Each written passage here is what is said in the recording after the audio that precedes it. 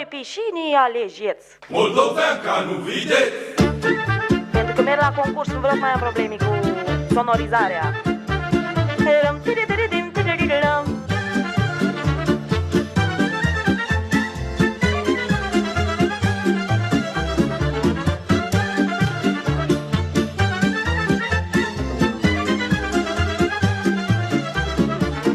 Dobrojeni și licadâni, Jean-Paraua joacă ghini, ei noi ni jucăm horili, și nu ne da gorili, nu, eu cânt.